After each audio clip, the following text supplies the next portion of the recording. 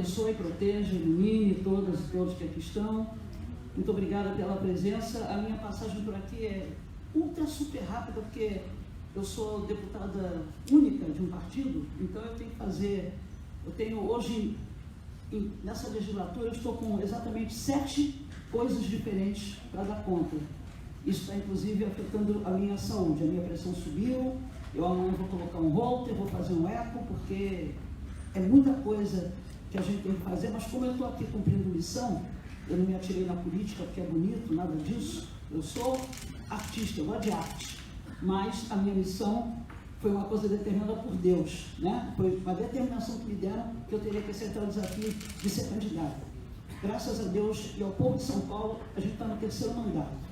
Só que assim, eu faço muita questão de explicar, em todos os lugares que eu vou, seja frente parlamentar, comissão, enfim, que talvez nessa casa são 94 deputados. Talvez eu seja a única deputada que não tenha a formação intelectual deles, que a maioria de todos aqui fizeram direito, engenharia, economia, administração. Aqui tem gente formada. Eu não sou formada. Eu não tenho diploma de superior nenhum. Eu tenho ginásio e só. E a Universidade da Vida foi minha mãe, Dona Alessi, que me deu. Muito bem. Quando não só o Pedro Peluso, o Roberto, o Arthur também estiveram no nosso gabinete, o nosso assessor jurídico é o Dr. Ricardo Yamazaki. As pessoas às vezes ficam falando, porque o povo fala muito, né? O gabinete da Alessi tem um nome lá, Quilombo da Diversidade, e é um japonês que faz o jurídico. Eu não tenho esse problema, porque eu acredito e confio em pessoas. Eu não olho ninguém por cor da pele, não olho ninguém por onde nasceu, qual é o estado, absolutamente. Eu gosto de gente, eu gosto de pessoas. E eu sei exatamente o problema que as pessoas portadoras de hanseníase tiveram, porque no Rio de Janeiro a gente conheceu muito isso também. Pessoas que nós conhecemos, inclusive, não familiares consanguíneos, mas pessoas conhecidas, um vizinho, um parente, um irmão de alguém que teve esse problema. Tanto que a gente nem fala, como eu disse agora na televisão, a gente nem fala a palavra mesmo que era usada pelo povo. Porque quando se falava essa palavra, todo mundo corria, escondia, não abria a casa, não fazia nada, porque achava que era uma coisa que ia ser, enfim, contaminar, enfim. E as pessoas esquecem que qualquer pessoa pode ter qualquer doença. Qualquer pessoa. Nós somos seres humanos, estamos aí, sabe, abertos para isso. E quando eu fui procurada, eu até perguntei, gente, mas eu não sou da Comissão de Saúde, eu não tenho nada a ver com isso, mas uma pessoa que luta por 30 horas pela enfermagem, como a gente faz, e que luta por outras demandas nessa casa, evidentemente que a gente teria que abraçar essa luta, que é uma luta muito digna, entendeu? É uma luta em que a gente tem que entender que os filhos e as filhas, enfim, dessas pessoas têm que ter respeito, têm que ter entendimento, têm que ter a sensibilidade do poder executivo, tem que ter a sensibilidade de quem manda, porque nesse país aqui, quem tem poder, quem tem dinheiro é que manda. Né? Eu não tenho dinheiro, eu não sou empresário, não sou absolutamente nada, mas tenho pelo menos uma caneta em que a gente pode encaminhar as coisas que as pessoas vêm aqui nos reivindicar. Não estou fazendo um favor a quem quer que seja, é obrigação da gente que está aqui dentro dessa casa pelo voto do povo, e esse povo é um povo diverso. A gente não vai lá na urna para ver quem votou, a gente sabe que conseguiu o resultado e veio para cá para cumprir a missão. Então, veja bem, o que eu disse ainda há pouco ali no plenário, eu vou ler aqui exatamente o que eu falei. Né? Em São Paulo, uma ação conjunta entre o Movimento de Integração das Pessoas Atingidas pela hanseníase, MORHAN, que nos procurou, e o nosso mandato resultou na construção parcial de um projeto de lei que reivindica a reparação aos filhos e filhas separados de pais atingidos pela hanseníase, isolados compulsoriamente no Brasil, em especial em colônias pelo estado de São Paulo. A conclusão do projeto de lei depende das ideias, depende das sugestões, depende das críticas, né? Para que o projeto seja um retrato fiel dos interesses para todos aqueles que, porventura, passaram por tal sofrimento, e também daqueles que, como eu, resolver lutar por essa causa. Então, a gente está lutando por essa causa. Tem um detalhe que talvez não fosse nem necessário falar aqui, mas eu vou ter que falar, porque eu sou uma pessoa que acredito muito na questão espiritual. Hoje é um dia de segunda-feira, e segunda-feira, na religião de matriz africana, é dia de um orixá. Eu vou falar exatamente isso, orixá, que coincidentemente é o orixá da saúde e da doença. E esse orixá que a gente cultua, no caso é até protetor da minha mãe carnal, Dona Licença Brandão, é o Obaluaê. O Obaluaê é o Omolu, entendeu? E ele trata dessa questão, porque São Lázaro, que é no sincretismo, né? São Lázaro tinha, todo mundo sabe qual era o problema de São Lázaro, né? Só que ele atendeu e vai continuar atendendo a muitas pessoas que confiam e que rezam para ele. Por que audiência pública? Porque na audiência pública você vai ter a visão, você vai ter aqui a reflexão, a opinião, a escolha de cada pessoa que está aqui sentada. São vocês que vão discutir, sabe, as coisas, que vão dar o melhor caminho, porque o nosso advogado, né, o nosso assessor jurídico, o doutor Ricardo, ele tem os instrumentos para construir um projeto de lei, coisa que eu não tenho. Aliás, eu não tenho quase nada aqui, né? Se você for falar em questões intelectuais, enfim, técnicas, eu não tenho nada, mas eu tenho uma coisa chamada sentimento. Eu sei o que é justo, tá? E sei o que é errado. Eu sei o que é você lutar pelo outro, eu sei o que é você ter solidariedade, eu sei o que é você ter respeito. E eu tenho respeito aos senhores e senhoras. Por isso que a gente resolveu encampar, sabe, essa causa e vir aqui para dizer que eu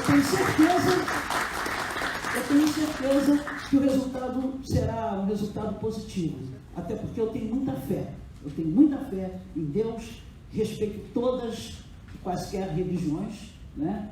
E no meu caminho entrou esse moço aqui, de família nipônica, mas que tem um carinho, um respeito muito grande por essa mulher negra aqui, que é a segunda mulher negra que entrou nessa casa, que é a maior Assembleia Legislativa da América Latina.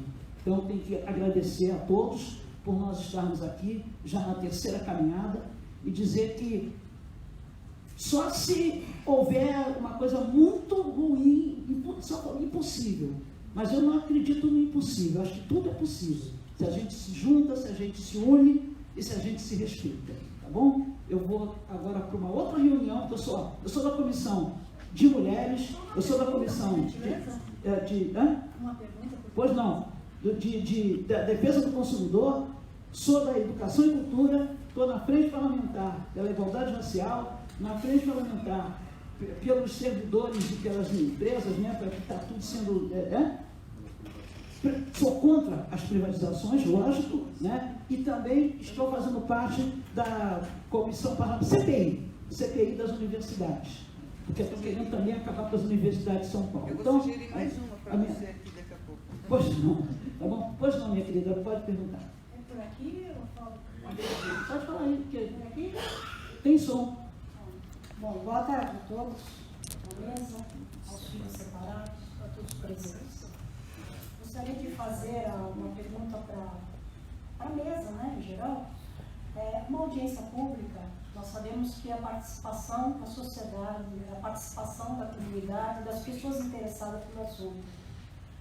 Nós sabemos que no estado de São Paulo tem mais ou menos em torno de 4 a 5 mil filhos que tiveram esse problema no estado de São Paulo com relação aos filhos da PL, da lei da compulsória.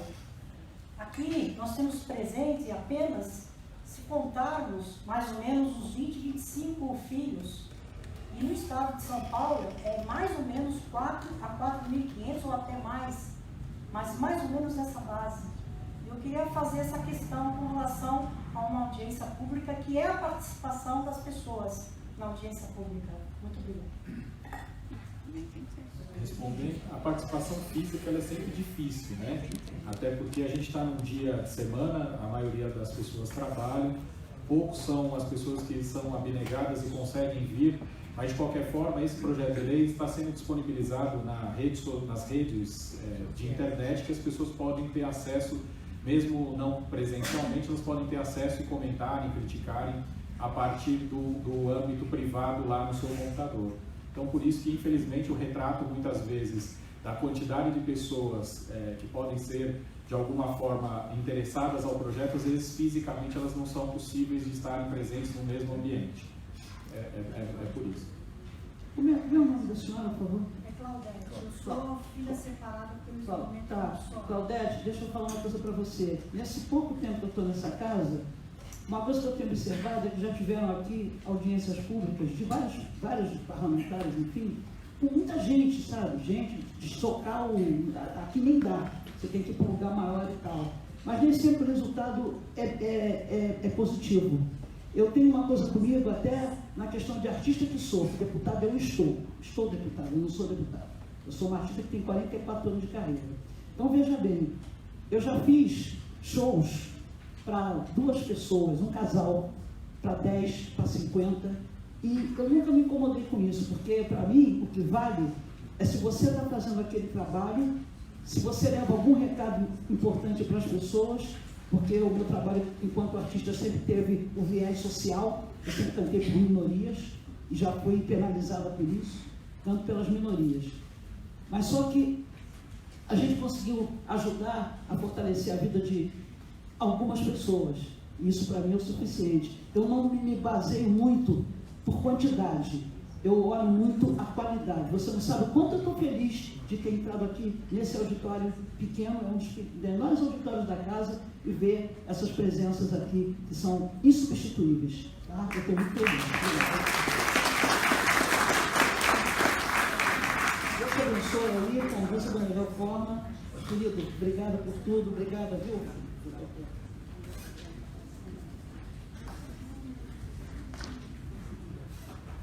Então, retomando aqui, a gente vai fazer uma leitura bem rápida aqui do projeto, são poucos os artigos, mas pelo menos todo mundo fica ciente do projeto, e depois a gente abre para inscrições para que vocês possam falar. Como a gente tem um número razoável de pessoas aqui, a gente vai abrir para que as pessoas possam falar durante 5 minutos, e a gente vai anotando aqui as sugestões, as críticas, as ideias, para que a gente possa, ao final, passar para o Dr. Pedro e ele fazer a junção de tudo isso nesse projeto, que é um projeto, vamos dizer, que é o esqueleto do nosso projeto.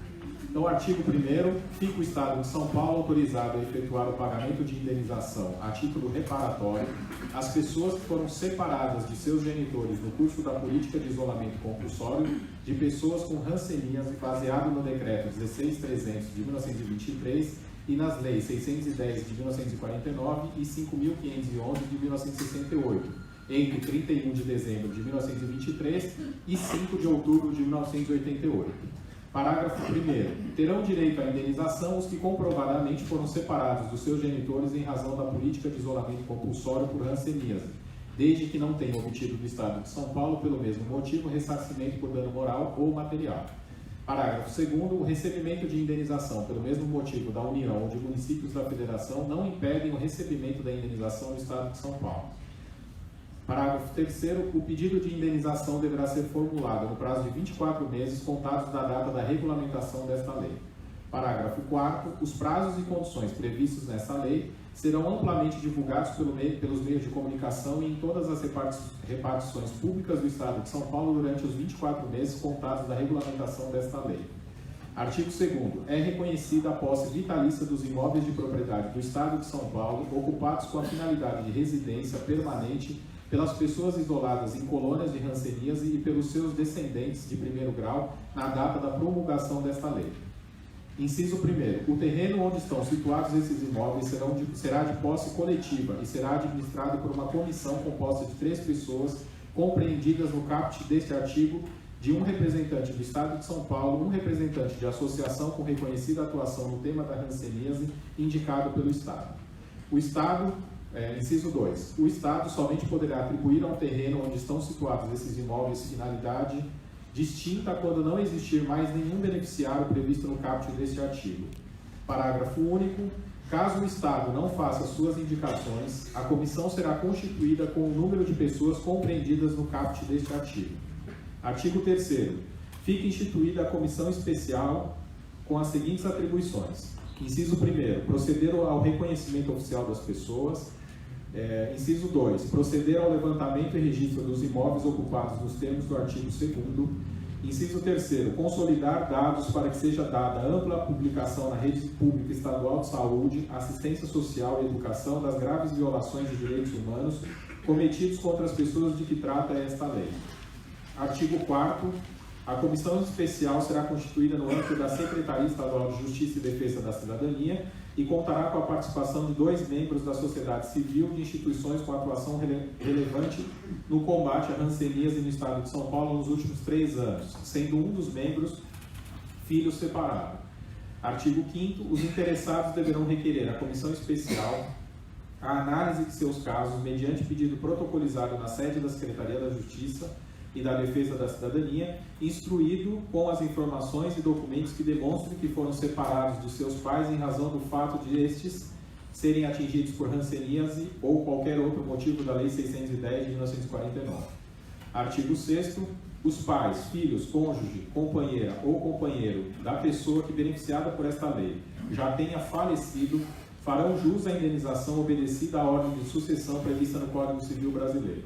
Artigo 7º, no momento da regulamentação desta lei, indenizações não serão inferiores a R$50 mil. Artigo 8º, a indenização será concedida mediante decreto do governador do Estado após parecer favorável da comissão especial criada por esta lei. Artigo 9º, a instalação da comissão especial se dará no prazo máximo de 45 dias contados da publicação desta lei. Artigo 10º, para atender às despesas resultantes da aplicação desta lei, fica o Poder Executivo autorizado a abrir na Secretaria da Justiça e da Defesa da Cidadania créditos adicionais até os limites necessários dos dispostos no artigo 8º, procedendo à incorporação no orçamento das devidas classificações orçamentárias. Parágrafo único. Os valores dos créditos adicionais a que se refere esse artigo serão cobertos na forma do parágrafo 1º do artigo 43 da Lei Federal nº 43/20 de 17 de março de 64.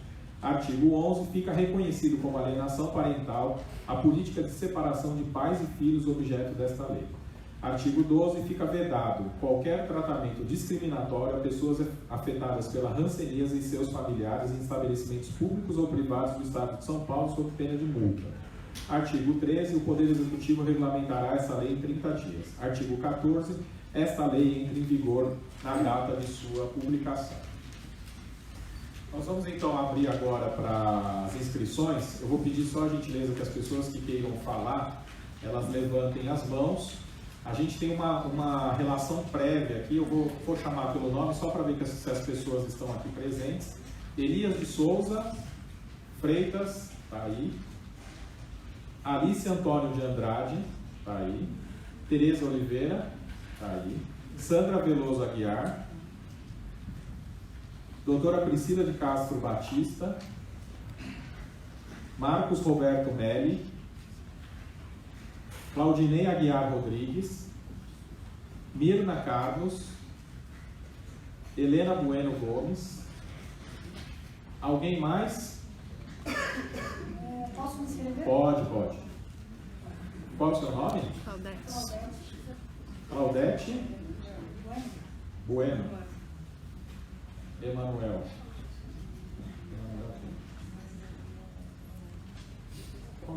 Emanuel, sobrenome? Rodrigues. Mais alguém? Eu vou pedir então a gentileza do Elias iniciar então a pergunta, ou a sugestão, ou a crítica. Eu vou cronometrar aqui, para que a gente não seja injusto com ninguém, 5 minutos para cada pessoa, e eu serei o responsável aqui por ser indelicado e talvez, de alguma forma, cortar a fala, tá bom? Só para que todo mundo tenha o direito de falar e que a gente não estenda por muito tempo, para que vocês também não fiquem até muito tarde aqui. Então vamos dar início. Elias, por gentileza. Bom dia, amigos, companheiros. Hoje eu trago aqui uma denúncia da colônia do Instituto Lauro de Souza Lima. Está acontecendo coisas atípicas às outras colônias. Nós estamos vivendo um momento de de assustamento, estamos assustados na colônia do Lauro de Souza Lima. Por quê? Porque nos foi tirado aquilo que nos foi dado, não que nós tivéssemos pedido. Nós fomos trazidos para os hospitais, como todos sabem, em 1930, quando tentaram eliminar a racianice, e não havia outra forma de eliminação a não ser isolamento. Construíram-se então os leprosários por todo o Brasil. E as pessoas eram arrastadas, eram aviltradas, levadas para dentro dos hospitais, na marra, no sacrifício, famílias abandonadas, crianças chorando porque não podiam ver mais o pai. Imagine os senhores, um pai que ia para fazer um exame de rotina e não voltava mais para casa. O desagregamento social, o desespero, a ânsia, a agonia. Via jovens de 25 anos morrerem como alcoólica pelo desespero de não ter mais a família. E agora nós pedimos aqui, na presença do nosso amigo Arthur, na presença eu sou militante do Morrer desde o início, desde 1983, naquela grande assembleia que nós tivemos em São Bernardo do Campo. Então o que nós queremos é que seja revista a política da colônia do Lauro de Souza Lima. Estão nos cobrando água e luz, um absurdo. Não existe. A lei não foi mudada, o Estatuto do Estado de São Paulo não foi trocado, não foi mudado. Por que só lá está cobrando água e luz de nós que moramos na colônia? Se no Piratimbí não acontece isso, se no Santo Ângelo não acontece isso, só lá no Lauro de Souza Lima existe o poder social, existe o poder da diretoria e existe o poder paralelo que está determinando, que está atuando as pessoas. Ou paga a água, ou paga a luz, ou vai mandar os filhos embora. Ora, vejam, senhores, as comissões que se formaram para criar essas comissões que determinavam o desenvolvimento, como funcionaria os hospitais de ancianice, nessa época agora, não tem isso. Porque, vejam bem, hoje eu tenho minha família lá, sou renal crônico, faço hemodiálise, e a minha família, minha esposa, minha filha, que cuidam de mim. Agora, somos ameaçados lá. O que nós precisamos agora é rever, é que possam ser feito alguma coisa na Assembleia Legislativa para que nos dê a posse das casas, porque é um direito adquirido por habitualidade de uso. Nós temos o direito de estar lá naquela casa, morrer e viver naquele local. Porque lá para lá nós fomos levados. Nós não pedimos para ir, nós fomos arrastados. Eu mesmo, na minha escola, no meu colégio, no dia que eu fui lá fazer, naquela época eu não tinha o vestibular, era o exame de admissão. Eu queria ser historiador, eu queria conhecer a formação do mundo, do universo, eu queria ser um professor de história. E de repente chegou o resultado do exame e eu estava morfético. A madre superiora chegou e disse: retire-se daqui, você não pode ficar mais nessa aula porque você está leproso. E ao ir embora, eu olhei para trás e vi um funcionário queimando a minha carteira e a cadeira onde eu me sentei por 5 anos. É isso, companheiros e companheiras, que eu vim aqui pedir e dar esta denúncia.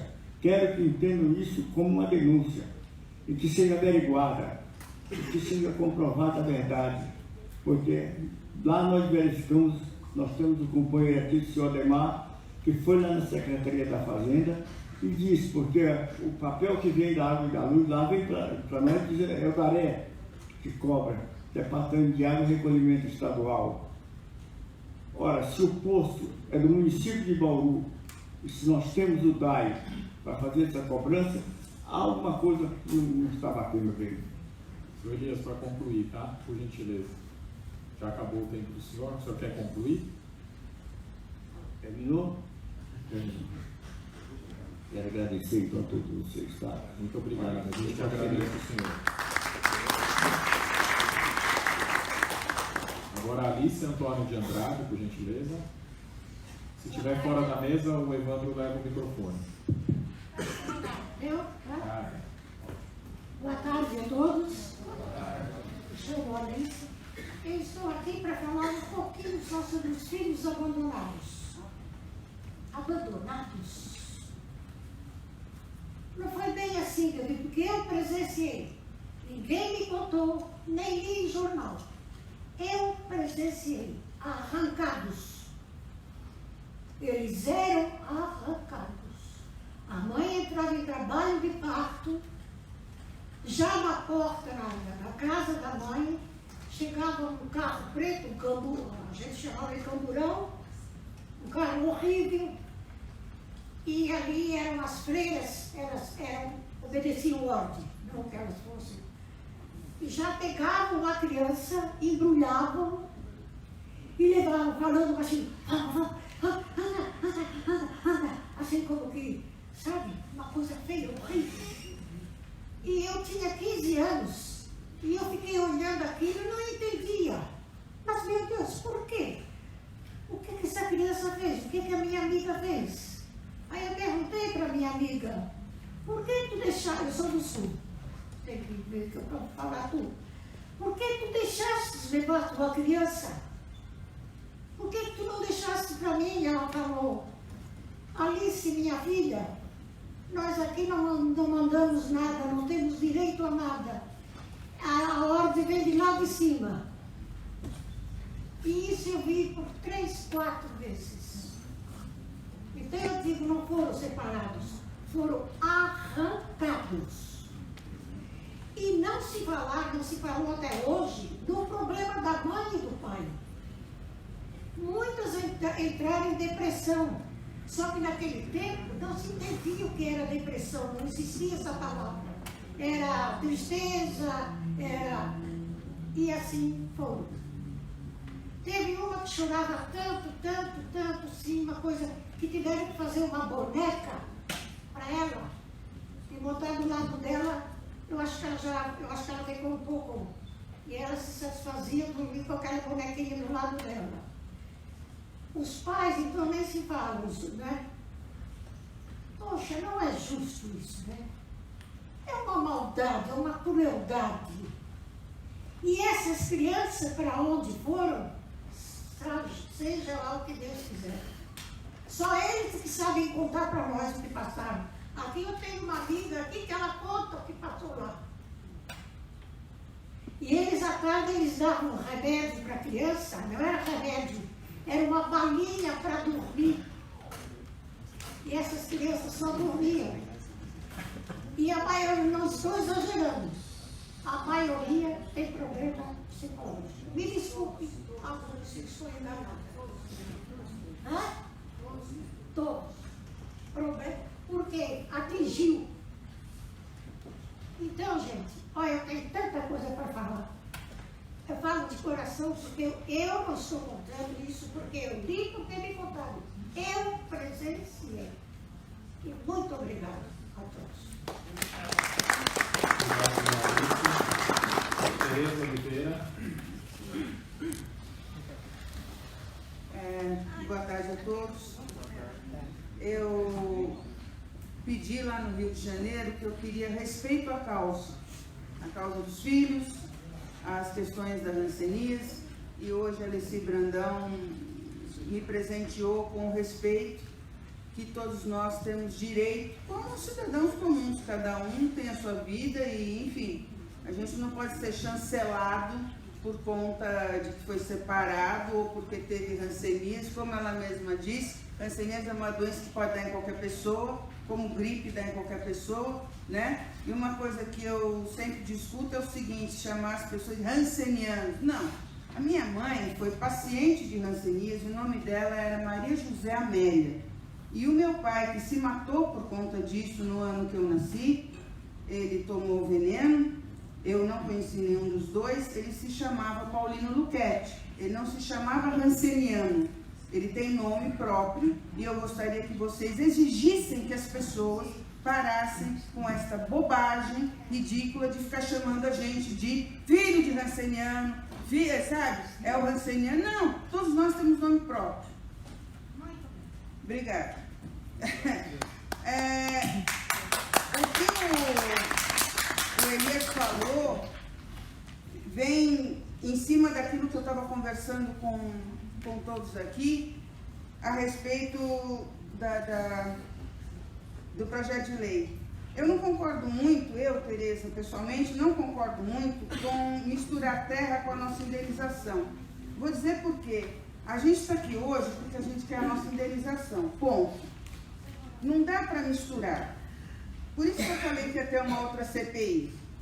Eu acompanho essa questão das terras, não é há muito tempo, é desde 2010, 2009, 2010, e aqui em São Paulo a gente não conseguiu avançar. Nós temos uma representante aqui dos serviços públicos do Estado, a gente não conseguiu avançar na resolução 130. Era uma excelente resolução 130, ela determina, nossa, nós tivemos acho que 2 ou 3 semanas de discussão da resolução 130 e não conseguimos terminar aqui na Secretaria da Saúde. Ela colocava, ela pré-determinava quem podia ficar nas casas, quem não podia, mas não, sabe, não rolou, para dizer assim em português claro. Entra tráfico, entra ciganos, lá em Minas é muito comum ciganos, vêm da Europa para invadir as colônias lá em Minas, mas aqui em São Paulo o que entra mesmo é gente do tráfico, é gente que está sem casa, e eles vão entrando.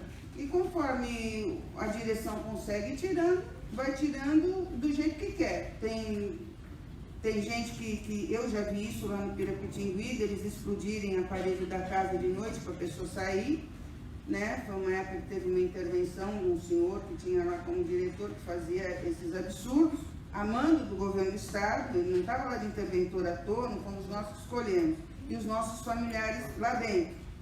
Então eu acho que o que a gente poderia tentar nas colônias de São Paulo, vamos lá, onde eu nasci, que é lá no Santo Ângelo, a gente tem lá um problema sério com a Itaquareia, que está comprando as terras das freiras e está cerceando a colônia. Daqui a pouco nós não vamos ter colônia. Tá? Eu cheguei lá uma vez e estavam os advogados de Itaquareia querendo que os ex-pacientes, que são moradores de lá, assinassem uma procuração para eles. Aí, o meu DNA falou mais alto, eu falei, não, eu nasci aqui, você não vai fazer isso, e briguei com o homem. Inclusive, é um deputado estadual até daqui, que teve esse interesse. Não sei se ele foi reeleito, mas infelizmente era essa a profissão dele. Lá em Itu, já tem uma venda desordenada de terra, e até pela Caixa Beneficente. Então, se a gente criasse aqui uma comissão composta de 3 pessoas compreendidas, a gente ia criar a Caixa Beneficente da Caixa Beneficente, e a gente não ia continuar a não chegar a lugar nenhum. Por quê? Por causa da corrupção. É tão óbvio, é tão simples. Ali se vende casa, se aluga casa, se faz o que quer, você entra, você sai, mas aqueles que efetivamente precisam, não conseguem. Então, era essa minha observação com relação só isso. E discutível, eu acho que é a questão da alienação parental, que eu acho que não precisava ter aqui, porque ela, em psicologia, até lá na PUC, é muito discutida se realmente é alienação parental ou não. Obrigada. Obrigado, Tereza. Não esquece da CPI, tá? Agora, Sandra Veloso Aguiar.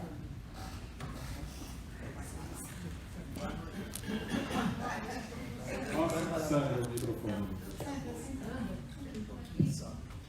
Eu queria mostrar para vocês como eu sou Mohan, como eu sou uma das pessoas que luta mesmo por vocês.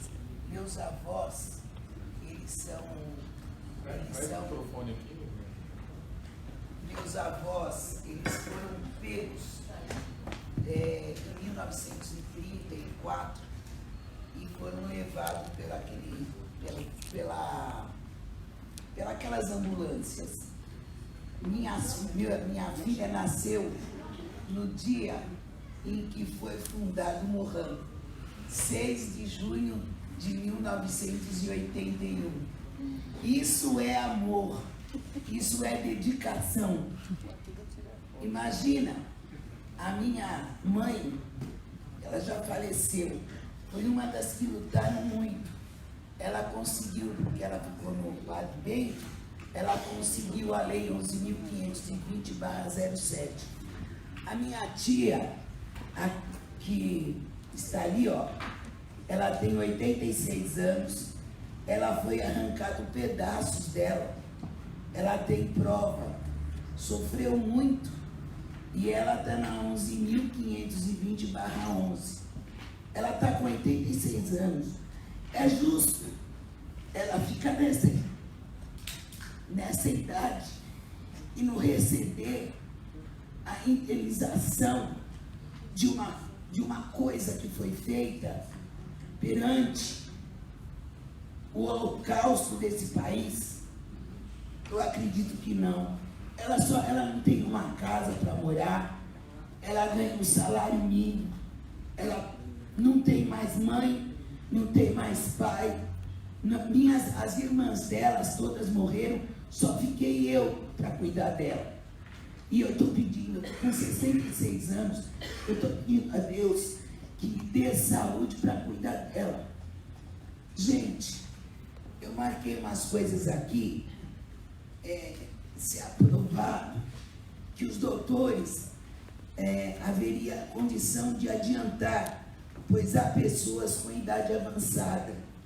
Outros nem chegaram a receber e fazer o que tinha o direito, que nem minha mãe, ela morreu antes de receber, e minha tia também, minha outra tia. A burocracia, porque os alvarás também, quando pede os alvarás da indenização, aí quando chega no INPS, aí fica o advogado, aí tem que passar para outras pessoas, isso vai andando, até que a pessoa morre e não recebe. Então eu acho que deveria de ter uma forma mais rápida para poder desenvolver essa lei. Vocês me desculpem, mas tem que ser rápido, porque o holocausto aconteceu, mas nós temos que começar rápido. Obrigado. Obrigado, agora a doutora Priscila de Castro Batista.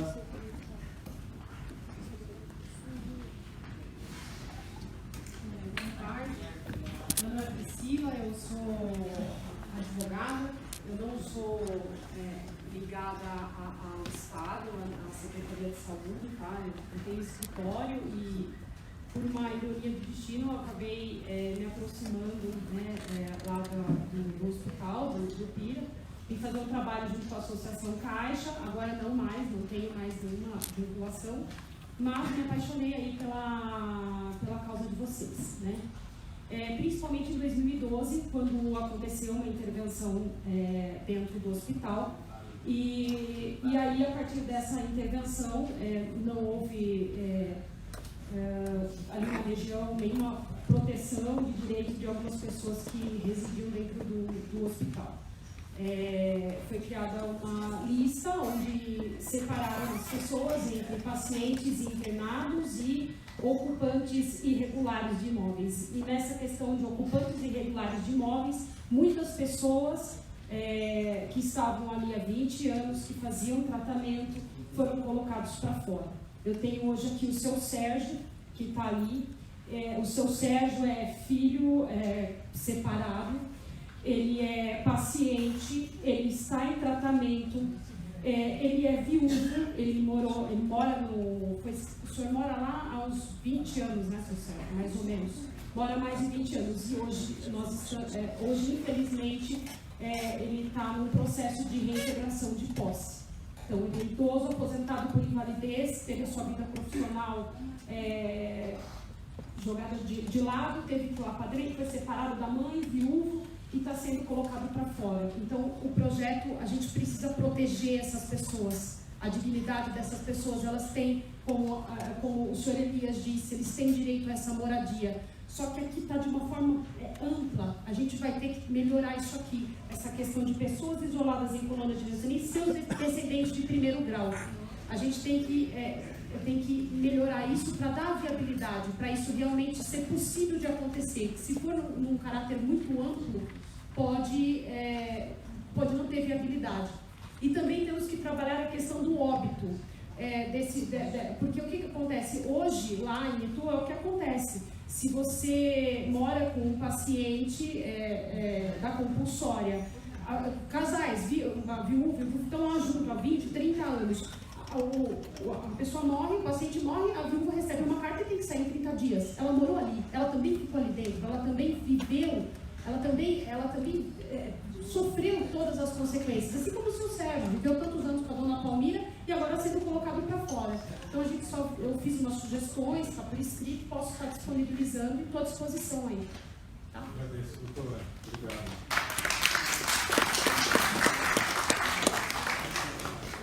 Seu Marcos Roberto Nelly, por gentileza.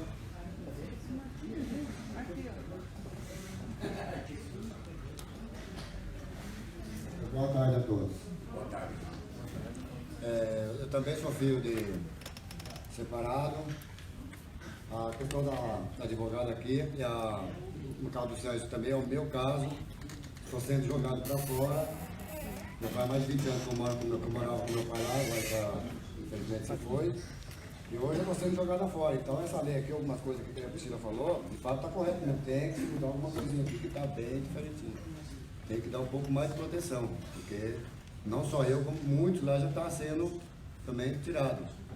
E vai acontecer, porque tem casos lá que está acontecendo agora, de mais um paciente que logo vai ser também enviado uma carta de retirada, né?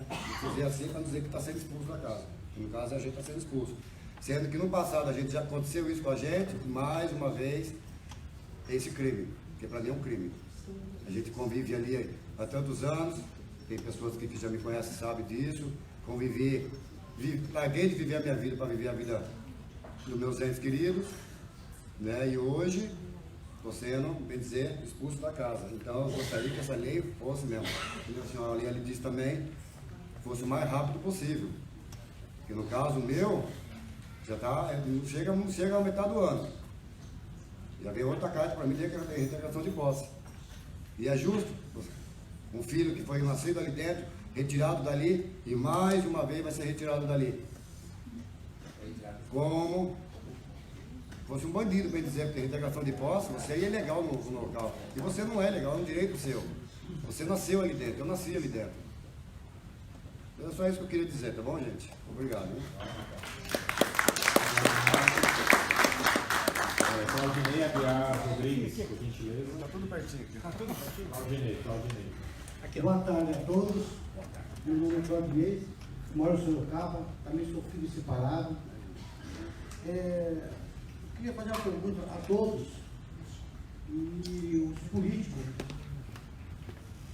Será que eles não sabem da nossa causa, dos filhos separados, da causa das terras?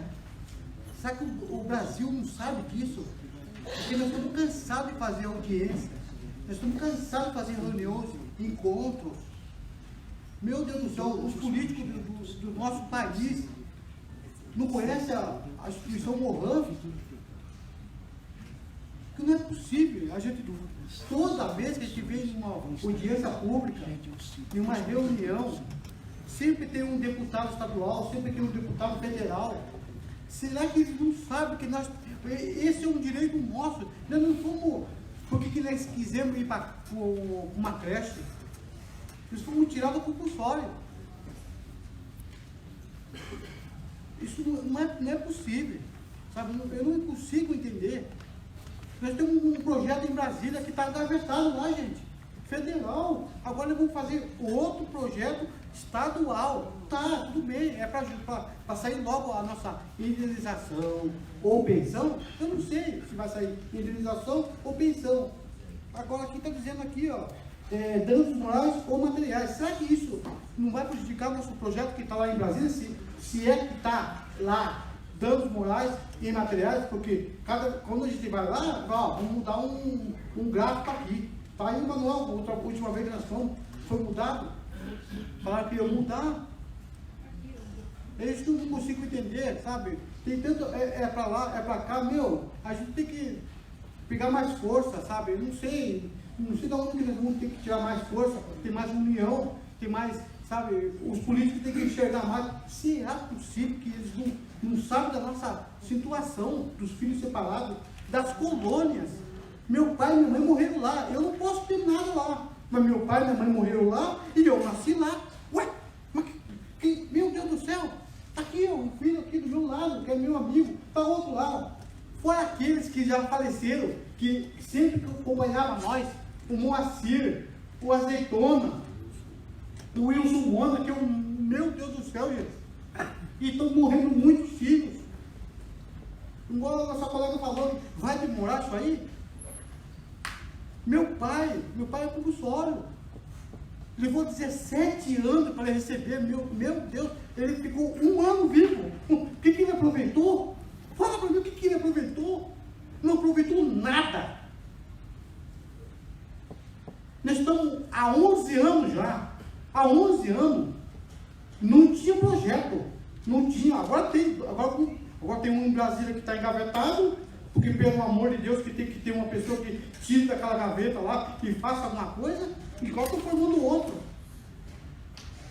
Gente do céu, pelo amor de Deus, isso eu peço para os governantes do Brasil, os nossos advogados que estão na frente, meu Deus do céu. Isso aí chega lá e fala, a real, nós não estamos pedindo, não, gente.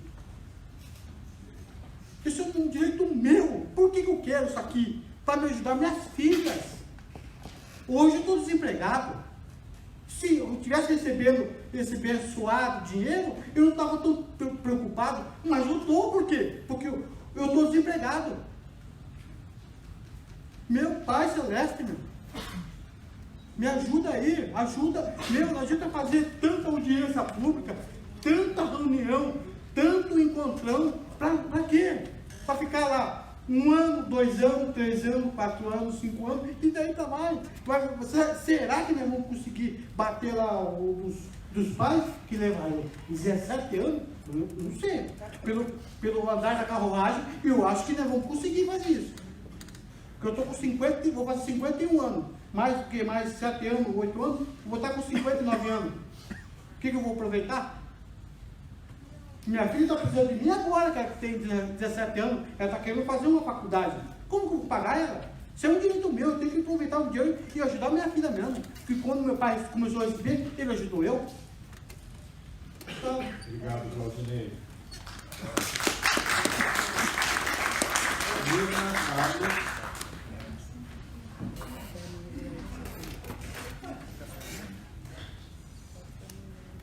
Boa tarde. Eu sou Nilo, moro e sou uma das filhas também separadas. Hoje ainda sou muito mais, porque vivo sozinha há muito tempo. Tenho meus irmãos, mas não me reconhecem como irmãos, porque não sabem da minha vida, porque nunca foi contado para eles. Eu vim saber também só com 50 anos. Só que eu acho também que a gente deve clamar também pelos outros que tiveram a mesma vida que eu, e se foram também compulsórios, né? Do candário, para as festas. Então, eu vou contar um pouquinho, só dizer um pouquinho do que eu clamo. Depois de muito tempo que vim conhecer minha mãe, mas ainda já não havia mais tempo para nos tornar mãe e filha, o tempo que nos foi tirado fez de nós duas desconhecidas.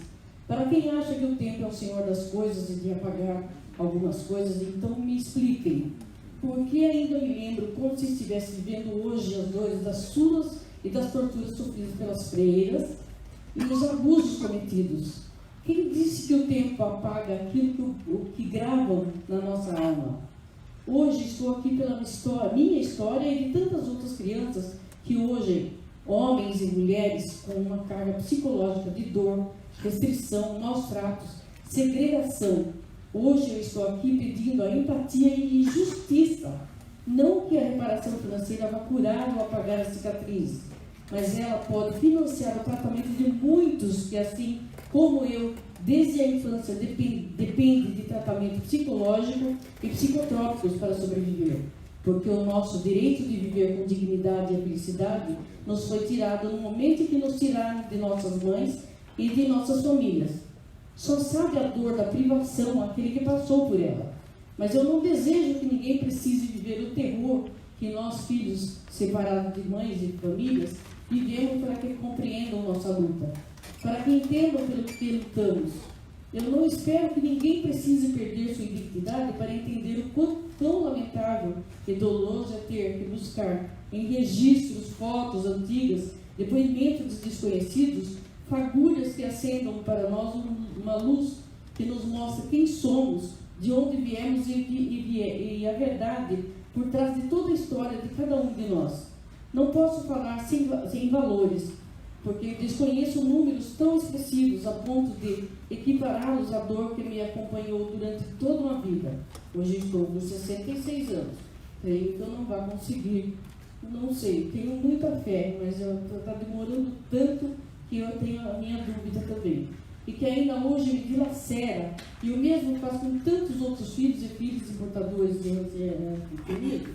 E mesmo não podendo mensurar, não pouparei energia para lutar por aquilo que é nosso por direito e nos vem sendo negligenciado. Muito boa tarde, obrigada. Obrigado, Mirna. Helena Bueno, por gentileza.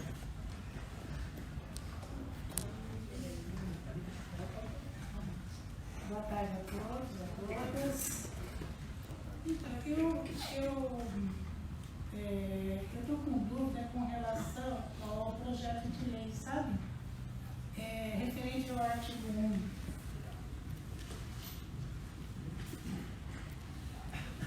Parágrafo, deixa eu ver aqui, parágrafo 1º.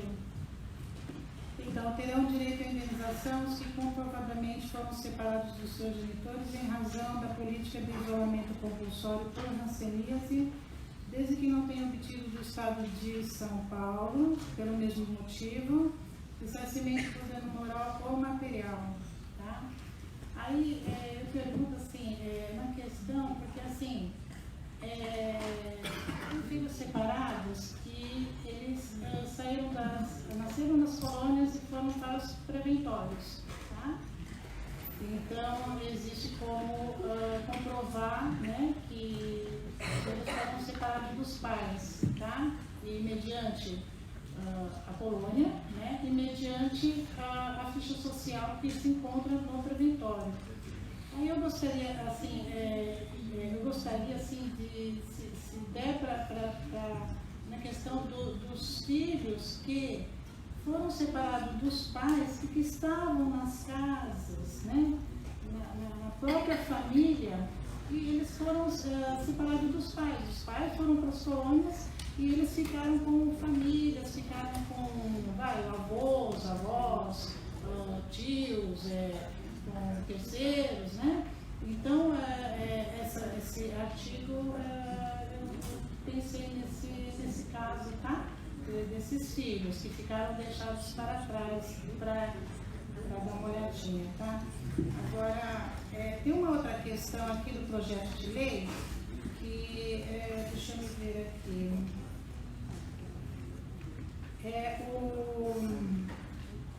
o artigo 3º do artigo 1º, tá? Fala assim, o pedido de indenização deverá ser formulado no prazo de 24 meses, contados da data da regulamentação desta lei. Eu fiquei meio que na dúvida por esse artigo pelo seguinte, porque então seria o prazo de 24 meses, no caso, na aprovação dessa lei, né? Então, no caso, teria vocês... desculpa, peraí. Eu fico nervosa. Essas questões desse... Não, vai ter calma. Desculpa, estou ansiosa. Assim, Então, assim, os pedidos de indenização deverá ser formulado no prazo de 24 meses, contados a data da regulamentação desta lei. Acontece que, eu vou dar um exemplo da Lei 11.520, tá? A Lei 11.520, ela foi aprovada em 2007, tá? E ainda hoje, em 2019, né, tem pessoas que desconhecem essa lei da 11.520, e isso aconteceu, assim, de casos que eu peguei, né, com relação à mãe da Sandra. Com relação à mãe da Sandra, né? Ela foi aprovada em 2007 e só depois que ela conheceu a Mohan, a Sandra achava que a mãe dela era uma filha separada. E ela contando a história, um pouco da história para mim, eu notei que não, ela não era uma filha separada, ela era da Lei 11.520, entende? Então precisava, assim, pelo que eu entendi, então existe esse prazo de 24 meses para você regulamentar, e aí depois, e aqueles filhos separados que de repente daqui 10 anos vem e descobre do movimento, dessa lei que vai ser aprovada, né? E aí eles não entram nessa indenização. Deu para me entender, né? Não, desculpa a minha confusão. Conseguiu entender? Consegui. Acho que seria, não dá prazos, porque vai acontecer de lá na frente, um filho separado chegar e falar, nossa, eu não sabia dessa lei, e aí ele perde esse prazo, tá bom? E deixa eu ver se tem mais alguma coisa que eu queira falar, deixa eu ver. E eu gostaria de dizer assim, eu fiquei assim, bastante indignada com relação ao hospital Francisco Ribeiro Arantes, porque eu achei um absurdo, sabe? As pessoas os pacientes que é da Lei 11.520, né? Da Lei do Isolamento Compulsório, né? Aquelas terras são deles, né? É deles. Aquelas terras a perder de vista, aquilo lá é muito grande, aquilo lá é imenso, tem muita terra lá dentro. São deles, são dos pacientes da lei do isolamento compulsório, são dos nossos irmãos. E vou dizer mais aqui, tá? E são dos filhos separados. São dos pais, são dos filhos separados, aquelas terras é a perder de vista lá dentro.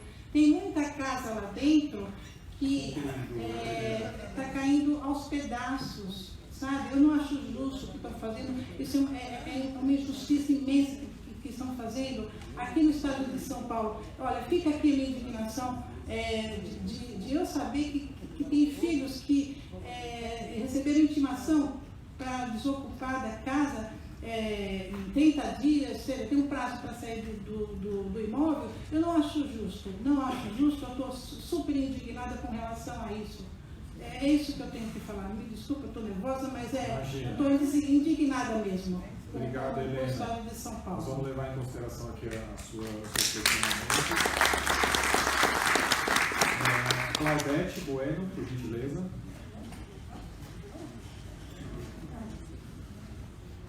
Eu já me apresentei aqui, meu nome é Claudete, sou filha separada por isolamento compulsório, como todos sabem, né? Eu quero fazer uma proposta ao Mohan, tá? Eu queria fazer a deputada Alessi Brandão, mas ela teve que sair, não se encontra. Eu posso fazer em nome do Dr. Pedro, né? Ricardo. Doutor Ricardo. Vou ler porque minha memória não ajuda, então eu tenho que ler, tá bom? Mas eu vou cumprir o prazo, tá bom? O valor da indenização... Peraí, só o óculos.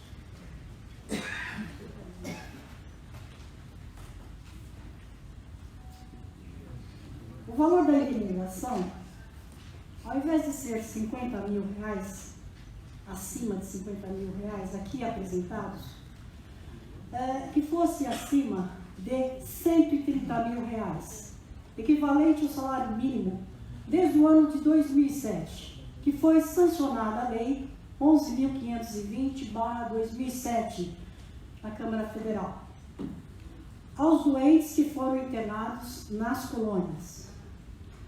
Além do valor acima de R$130 mil, um salário vitalício a cada filho do Estado de São Paulo.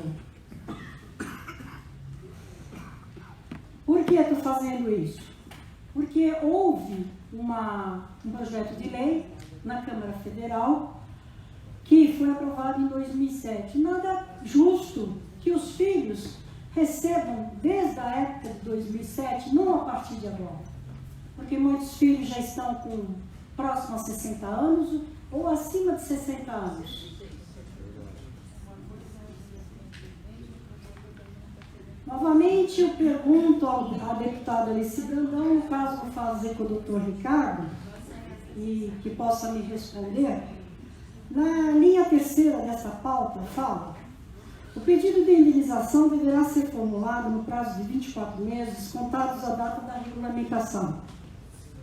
Veja, se uma PL dos filhos na Câmara Federal está lá desde 2011, nós estamos em 2019, 12, 13, 14, 15, 16, 17, 18, 19, 8 anos, quanto será o prazo para o trâmite da PL aqui na Câmara Legislativa do Estado de São Paulo?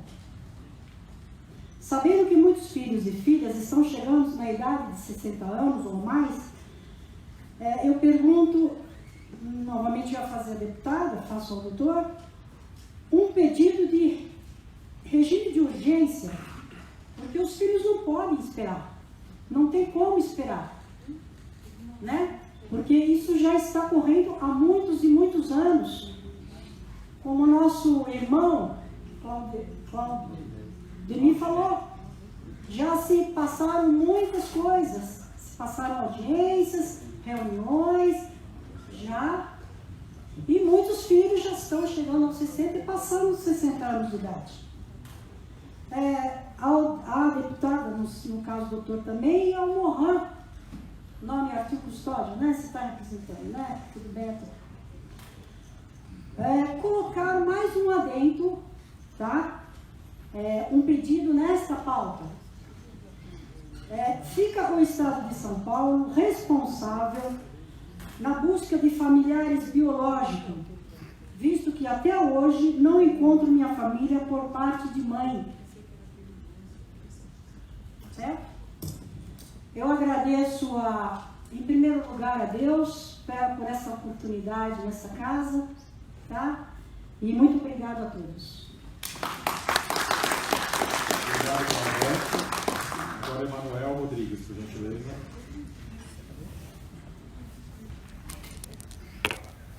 Em primeiro lugar, quero agradecer o carinho, o respeito por vocês estarem aqui hoje. Hoje é um dia histórico para cada um de nós. Okay? Eu, já na sexta-feira, na quarta-feira da semana passada, eu estive com o doutor Ricardo e prometi a ele, o que for possível, ajudá-lo, junto com a deputada Alice, com referência às informações. Filhos que têm os seus prontuários do educandário, é fácil provar, porque ele tem o seu documento. A minha maior preocupação, como aconteceu em Minas, filhos que são criados e foram criados por terceiros, por outras mãos. Esses filhos, doutor Ricardo, eles não podem ser esquecidos, eles têm que estar incluídos junto com aqueles filhos que tenham o seu prontuário. Como que esse filho que são criados por terceiros, eles têm o prontuário dos seus pais da Secretaria da Saúde? Outra coisa, esse filho poderá fazer uma redação, escrever sua história com testemunha passada. Também, isso é importante, indo ao cartório reconhecer a sua firma com testemunhas.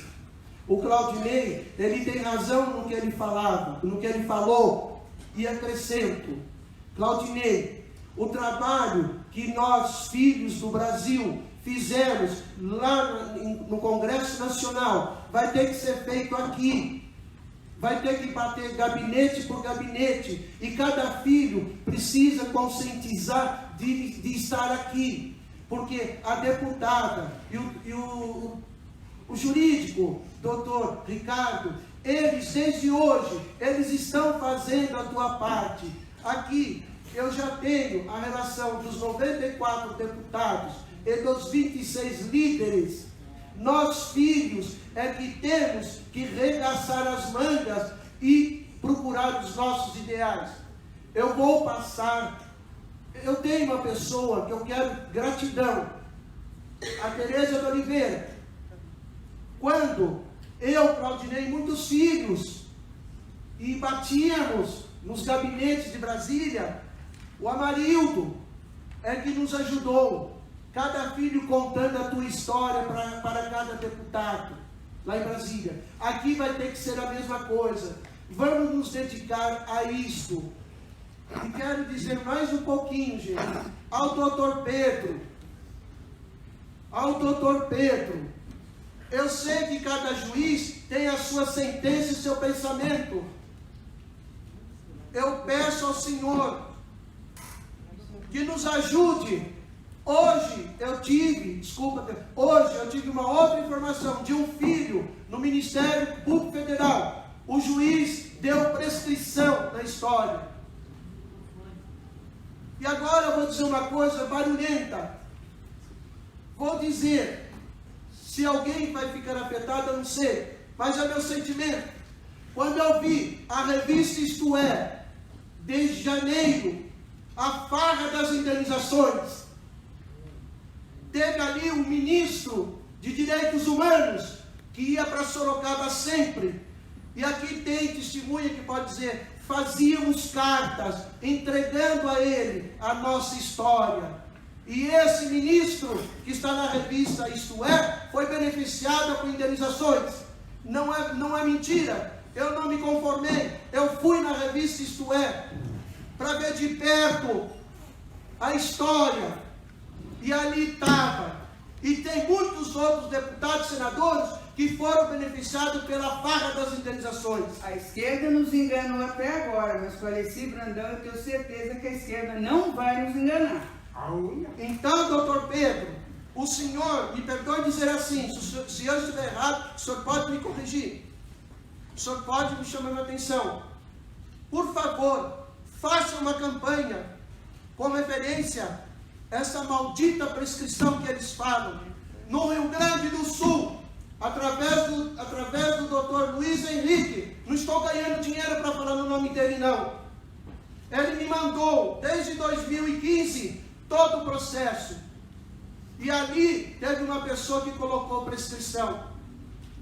Ele enfrentou, passo a passo, de cabeça erguida. Sabe como foi a vitória desses dois filhos?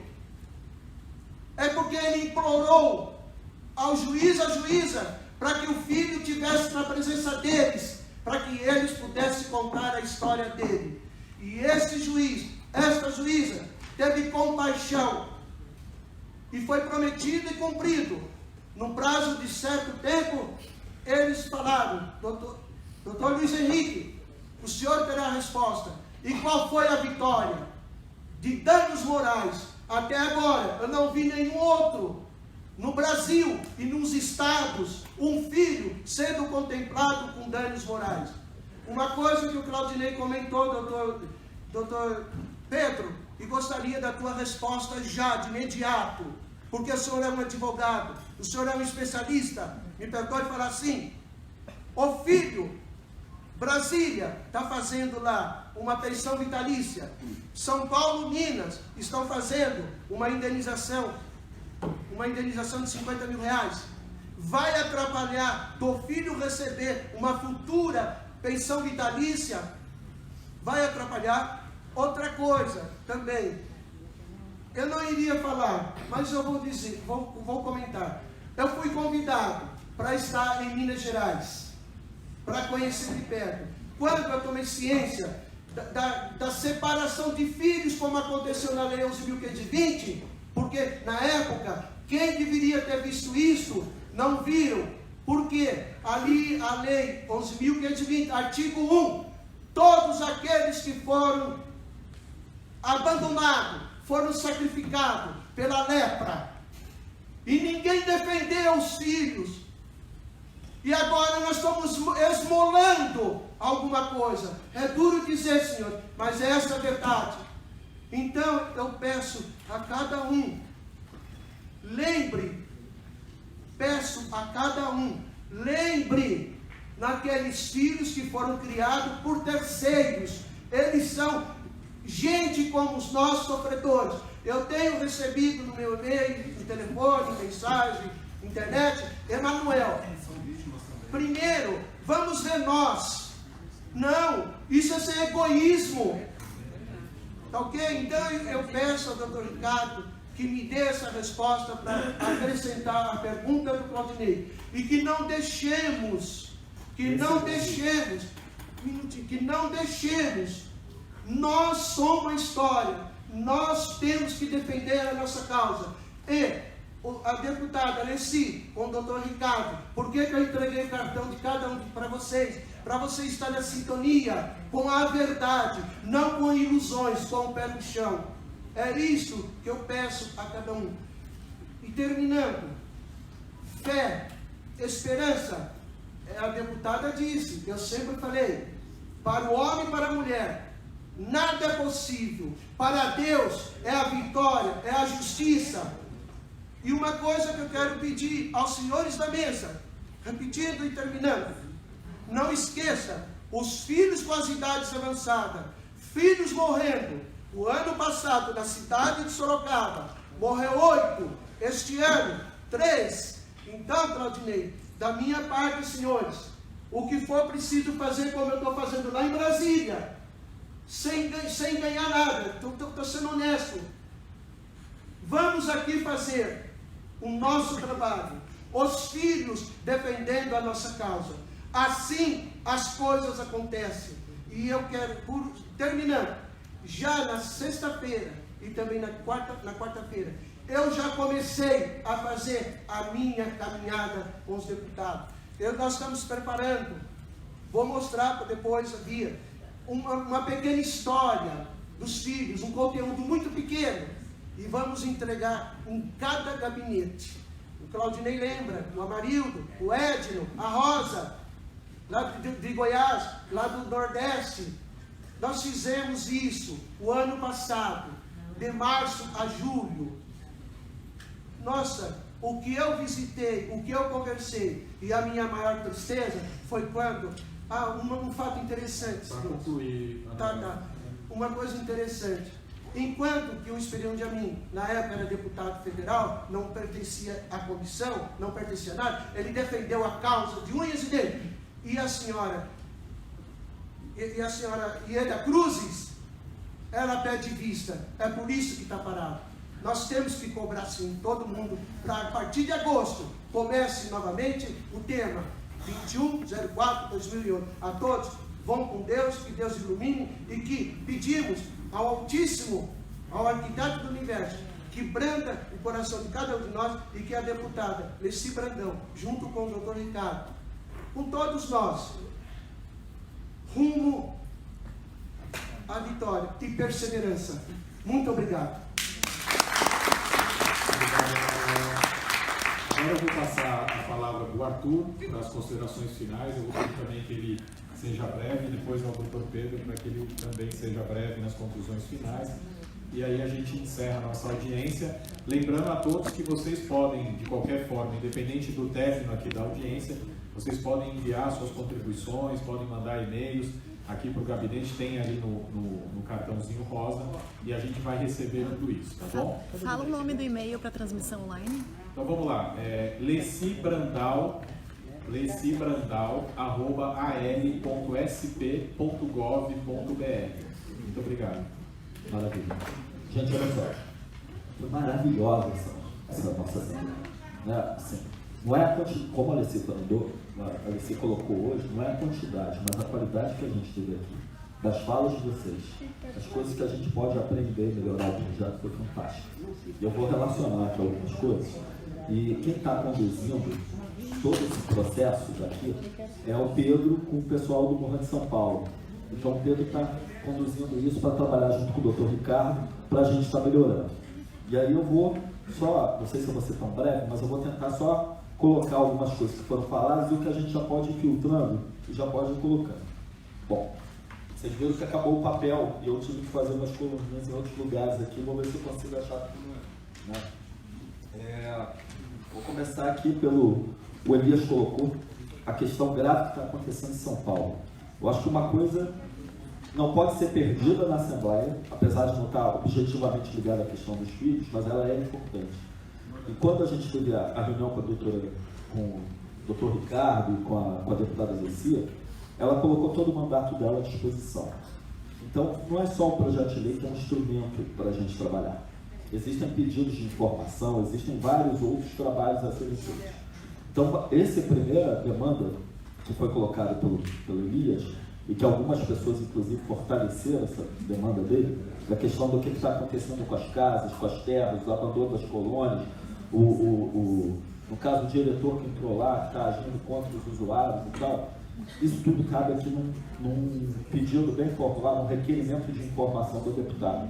Não precisa estar na lei lá, mas eu acho que caberia e é mais ou menos urgente, porque está acontecendo vários problemas em colônias. Né? Tem mais é que fazer uma CPI, porque tem muito político envolvido, principalmente na o pedido primeiro pede informação, depois a partir da informação pode ter outros desdobramentos. Bom, mais adiante, então, deixa eu tentar segurar a hora. Cadê aquela tolichinha? O Claudinei fez uma fala que eu concordo com ele, né? Mas é importante que a gente pense o seguinte, Claudinei, que eu fico hiper feliz, que às vezes eu acho que você vai desistir, mas eu fico feliz quando eu venho em outra Assembleia e você está, né? Porque é isso. Vão ser quantas audiências forem necessárias para que me escutem. Vão ser quantos atos, quantas entrevistas, quantas forem necessárias até sair, né? A lei dos pais, só para... Eu já cantei essa história para vocês várias vezes, mas a lei dos pais, ela começou a ser formulada numa reunião do Mohan. E a gente conseguiu ela 4 anos depois. Então ela foi muito mais rápida que a dos filhos. Mas é porque, no fundo, tem várias questões para a gente analisar, conjunturais e tal. Agora, desculpa, aí só a questão do Emanuel colocou isso hoje, e aí já falando isso para ele de novo, assim, a lei dos pais, a lei 11.520, eu vou contar um segredo para vocês aqui. Tinha uma pessoa no palácio que ligou para a gente e disse assim, olha, vamos telefonar para o Mohan e perguntar quantos pais são. Então, quando ligarem, fala que é 3.500. Porque se vocês falarem que é mais, a lei não vai sair. Por causa da questão econômica. E saíram quase 10.000 pessoas. E se foi pela lei dos pais, que é possível a gente discutir filhos agora. Então, era um momento histórico, era aquilo, era o que era possível. Ou era isso, ou era nada. E a partir daquilo, a gente consegue discutir dos filhos hoje. A gente achava que poderia ter saído muito mais rápido, dos filhos. Muito mais rápido. Mas a gente, foram vários problemas que não vou cair aqui analisando, senão a gente não vai sair daqui. Bom, outra questão. A Alice também dá uma fortalecida na questão dos filhos. É importante o depoimento. Nessas audiências, a gente não ter só o depoimento dos filhos. Porque na política, pais e filhos foram vitimados. Então é importante que os pais também contem o que é que aconteceu, o que eles viram, o que é que eles passaram. Né? E, bom, Tereza foi maravilhosa, que apontou para uma coisa que estava, de certa maneira, também me incomodando. Eu acho que a gente precisa separar. Eu acho que tem mais de um projeto de lei. Acho que tem pelo menos 2. Um projeto de lei só da questão dos filhos e um projeto de lei só da questão das terras. Quando a doutora Alice Cruz, lá da ONU para o Brasil, ela começou a categorizar e ela disse que o Brasil tinha leis de reparação, que era a Lei 11.520, mas ela tinha leis antidiscriminatórias. E vocês botam um parágrafo também antidiscriminatório. Então, talvez a gente tenha ali que pegar um artigo, por exemplo, o artigo 11 da alienação parental vai lá para a lei dos filhos, né?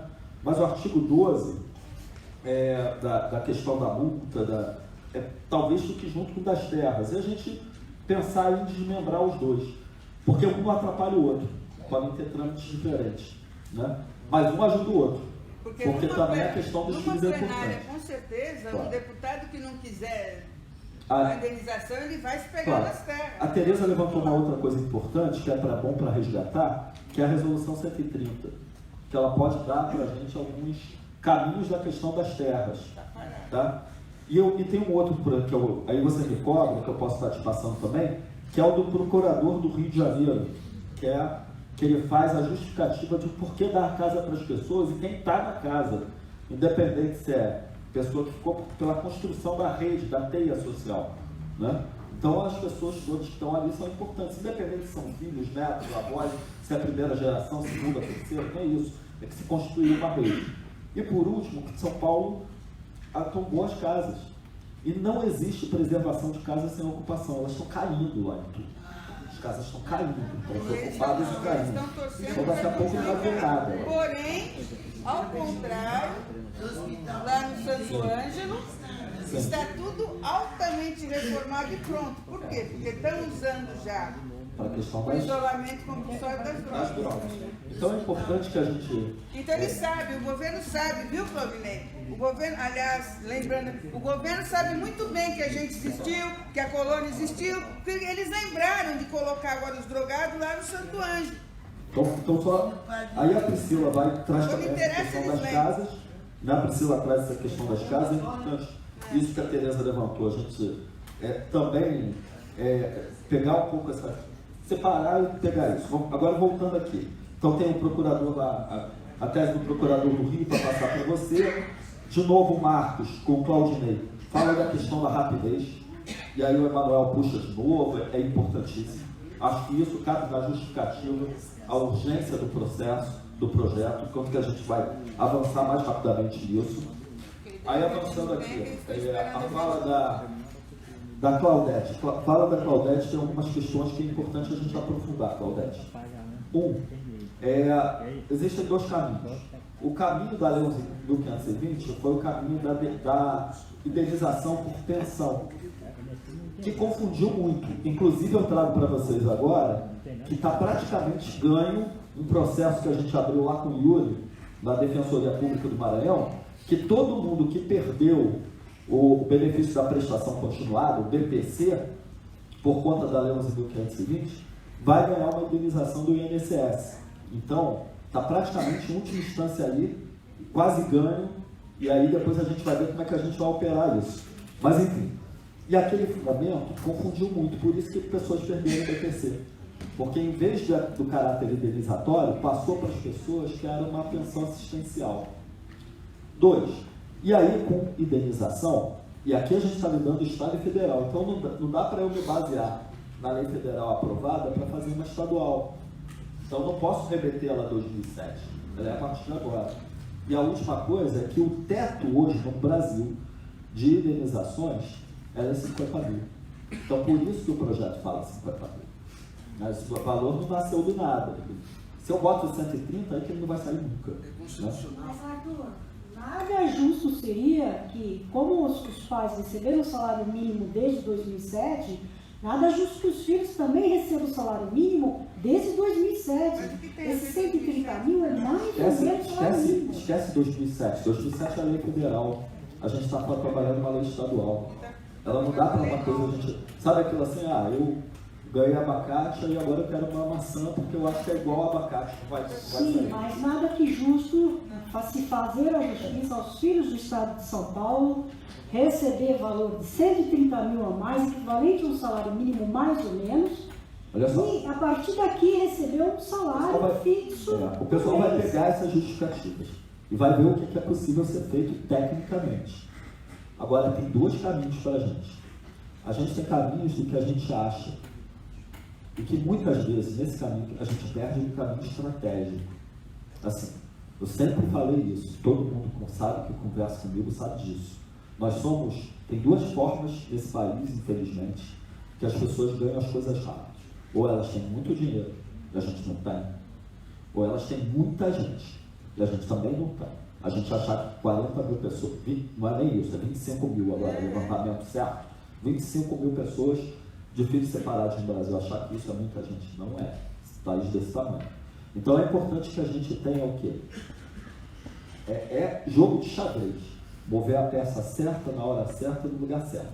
Um passo errado, a gente se ferra. Então, aí voltando aqui, só para... aí tem a questão do prazo, que você colocou e a Helena colocou também, de 48 meses. Né? O prazo é a partir da aprovação, de 48 meses, é isso? 24 meses, tem razão.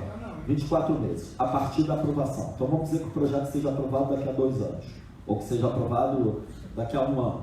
Então passa a contar os 24 meses, e você tem toda a razão. Eu vou te contar uma história. Mês passado eu fui procurado por uma pessoa, um dirigente do Ministério da Saúde, uma pessoa de alto cargo do Ministério da Saúde, que disse que quando a mãe dele morreu, antes da mãe dele morrer, ela virou para ele, já no leito de morte, chamou ele e disse assim: meu filho, uma coisa me incomodou a vida inteira, queria te dizer que você é adotado de uma pessoa da colônia lá de Manaus. E aí ele ficou em paranoia, primeiro pela morte da mãe, segundo saber que ele era adotado, saber que ele era adotado da colônia jansenise, né? E aí ele veio procurar o Mohan, lá no conselho, conversou comigo, a gente já localizou a história, a ficha da mãe dele, né, a mãe biológica e tal, ele está levantando toda a história dele. Então é verdade, vão ter muitos filhos que vão descobrir depois. O que acontece, e que a gente vai ter que ver de novo tecnicamente, é qual é porque hoje em dia tem uma outra lei que diz assim, qualquer coisa desse tipo, que vai criar uma estrutura de julgamento administrativo, tem que ter tempo. A Lei 11.520 não tem. Então está a comissão em Brasília hoje, uma estrutura enorme montada para julgar 30 processos, sendo que dos 30, 29 vão ser indeferidos. Só um que vai passar, que é alguém que descobriu depois de muito tempo.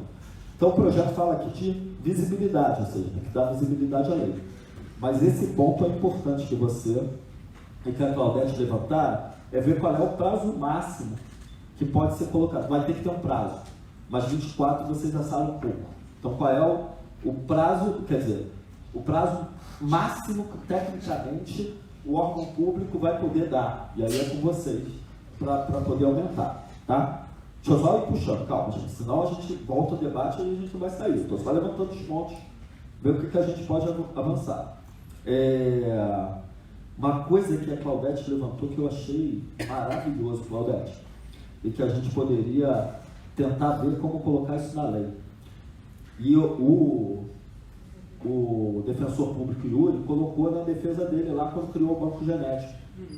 Assim, como é que a gente pode criar algum mecanismo na lei de ajudar as pessoas aqui que perderam seus contatos familiares a achar?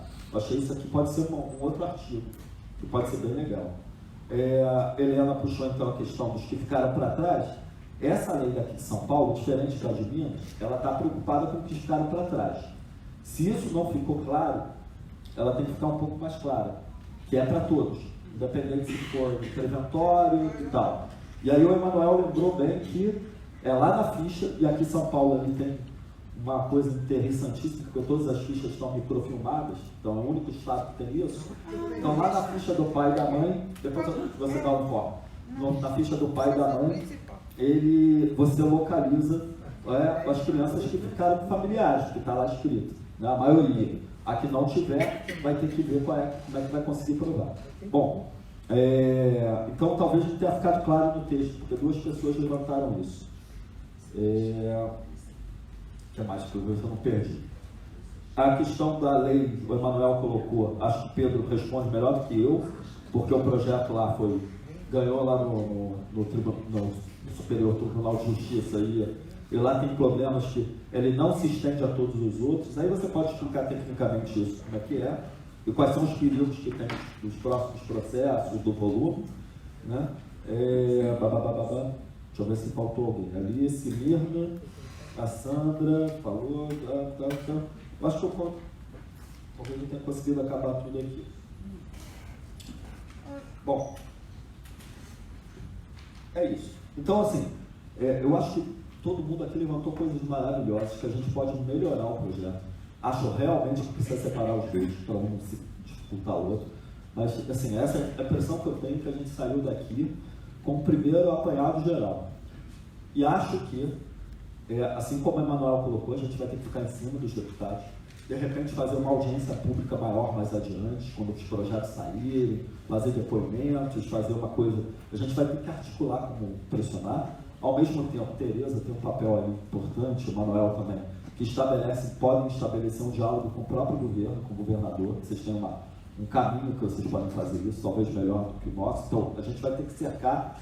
A gente teve um pessoal lá de Minas, que você conhece já, falou com Dória não botou sinal vermelho, mas também não botou sinal verde. Então botou um sinal amarelo, ou seja, amarelo também é risco. Pode vender, mas pode ser verde. Então a gente precisa conversar e precisa avançar em todas essas partes. Ele sabia mais de rancenismo do que eu. Maravilha. Então a gente precisa avançar em todos os caminhos.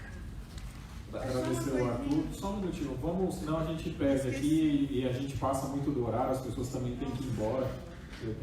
Doutor Pedro, por gentileza, para suas conclusões finais. Bom, eu vou. O Arthur já. Pedro, desculpa. Uma coisa que a Tereza levantou, que é importante. Vamos ter que repensar um pouco no projeto, essa coisa mesmo das comissões. Isso eu tinha lá em Minas, e que já está dando problema em Minas, porque aí começa a ficar... Quando eu começo a ver muita gente interessada em fazer um trabalho de relevância pública que não tem dinheiro, eu fico preocupado. Né? Então lá já estão se galpinhando em Minas Gerais. Então, talvez a gente tenha que pensar administrativamente como ter uma coisa mais neutra aí, tá? Na comissão. Acho que isso também tem razão. Desculpa. Tem que trabalhar rigidamente. Bom, ponto por ponto aqui, o Arthur já passou, já abordou os principais.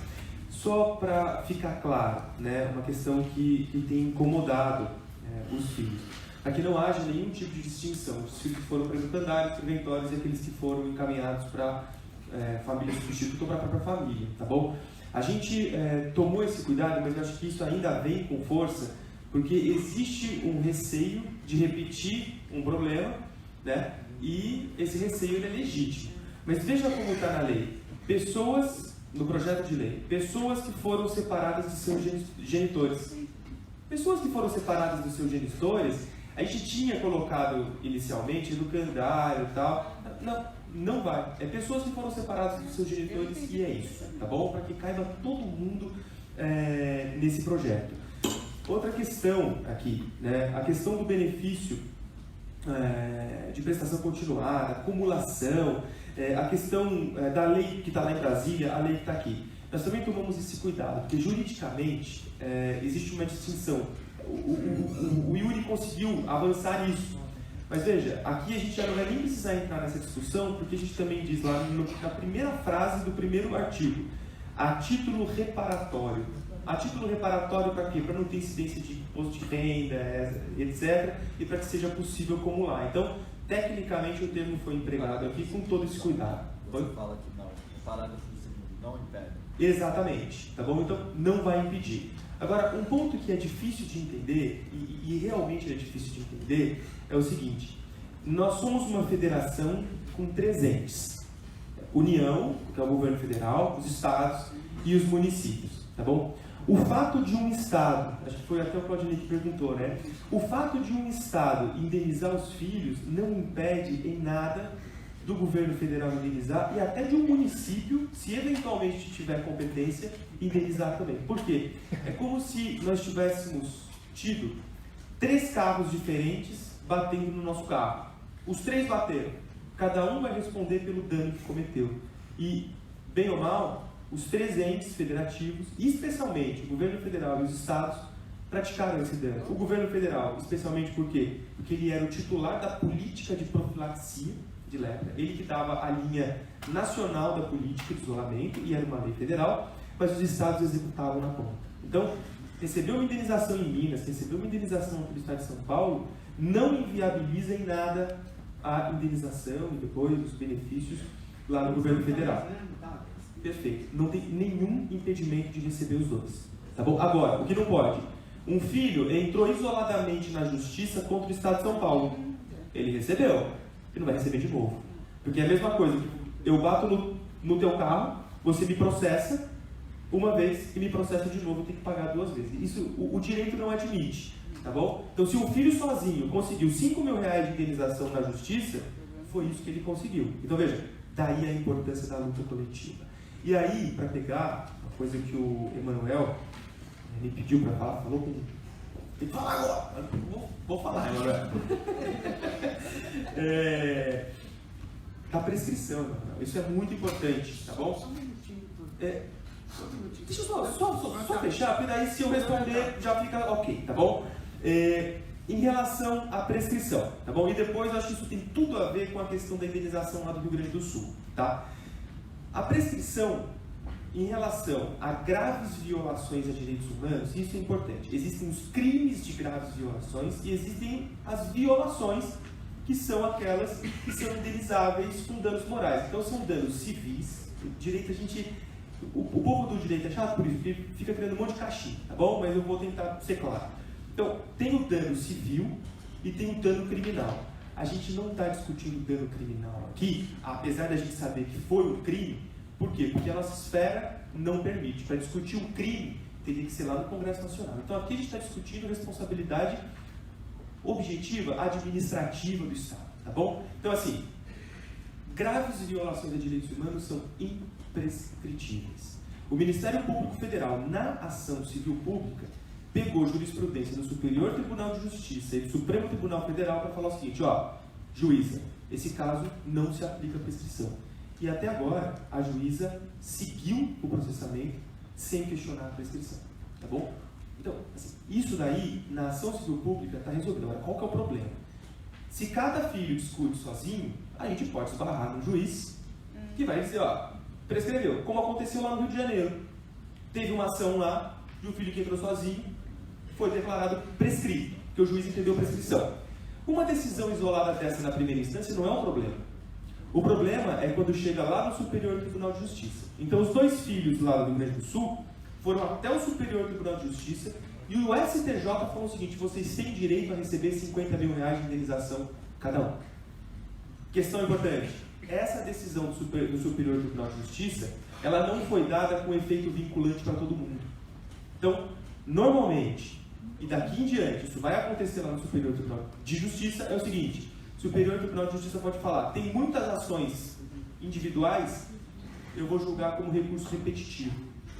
E aí, a decisão dele vai valer para todo mundo. De novo, por mais essa razão é importante que todo mundo esteja junto. Porque a gente não corre o risco de individualmente, a gente pode ganhar, é 50% e 50%. Se ganhar, porque esses filhos ganharam, maravilha, a gente tem um precedente bacana aqui. Mas se a gente começar a perder, o Superior Tribunal de Justiça fala o seguinte, não é para dar mais que R$5.000 para eles. Tá bom? Então, é importante. Então, veja, graves violações a direitos humanos não prescrevem. E a jurisprudência no Brasil todo, ela é tranquila. Esse caso aí, que reconheceu prescrição, ele não foi lá em cima. Se fosse lá em cima, a gente teria que estar muito preocupado. Tá bom? Foi numa primeira instância, o processo acabou, ninguém continuou o processo. A gente está discutindo a imprescritibilidade desses danos. Eles são imprescritíveis. Tá? Só para caminhar. A questão dos 24 meses a gente vai trabalhar, a Helena colocou aqui, né? Mas veja, é muito importante a gente lembrar, o fato de eventualmente um filho não se dar conta e perder o prazo, não impede ele de entrar na justiça depois e pedir a indenização. Não impede. Tá bom? Isso para frente. Então a gente vai ver o prazo máximo. 1 minuto. Tereza, e os outros que sugeriram a questão da posse, vamos criar 2 projetos de lei, eu acho que isso aqui é muito importante, vamos criar grupo de trabalho para seguir. É muito sério o que está acontecendo. A alienação parental, termo que a gente também pode discutir, porque não está fechado.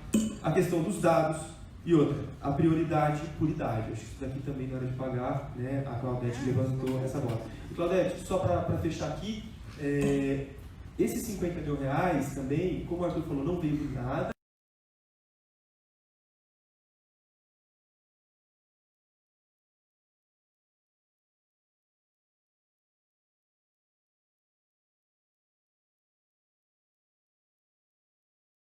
Para os pais de vocês, É importante. Seria um critério de justiça? É, mas é para quando a gente for discutir o PL, o projeto de lei, lá no Congresso Nacional. Ali faz sentido a gente colocar isso. Aqui, o Estado de São Paulo está abrindo uma possibilidade para a gente, e a gente vai ter que trabalhar, também bem ou mal, com a viabilidade orçamentária do Estado, tudo mais. O que a gente não quer? Colocar uma coisa aqui que bata lá na Assembleia Legislativa na hora de votar, eles falam o seguinte: nem pensa.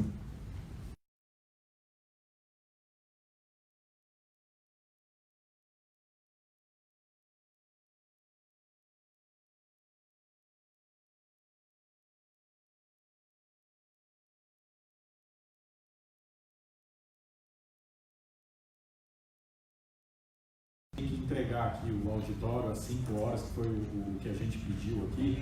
Então vou pedir desculpas, mas de qualquer forma abrir para que todo mundo possa colaborar via as redes sociais. Agradecer demais a presença de vocês. Lembrando que quando o movimento me procurou, o que a gente imaginou, e eu fui presidente da comissão de ex-presos políticos aqui do Estado de São Paulo, e a gente pensou muito nessa lei que indenizou os ex-presos políticos, para a questão da Hanseníase, e afinal, em ambos os casos, a origem é praticamente muito parecida. Então, todos esses anseios que vocês têm, e é muito natural que isso aconteça, a gente tem muito bem resolvido no que foi as angústias e os problemas que a gente teve na Lei 10.726 de 2001, que é a lei que fez com que o Estado reparasse as pessoas ou os filhos e descendentes das pessoas que sofreram das prisões ilegais na época da ditadura. Então, eu queria deixar isso também como registro dessa comparação entre o que a gente pensa para essa legislação e o que já aconteceu no Estado de São Paulo, que foi a reparação das pessoas que foram presas injustamente na época da ditadura, tá bom? Quero agradecer, dizer que a gente está à disposição para que a gente discuta ainda esse projeto antes de que o protocolo seja feito, tá bom? Muito obrigado, vão com Deus e boa tarde.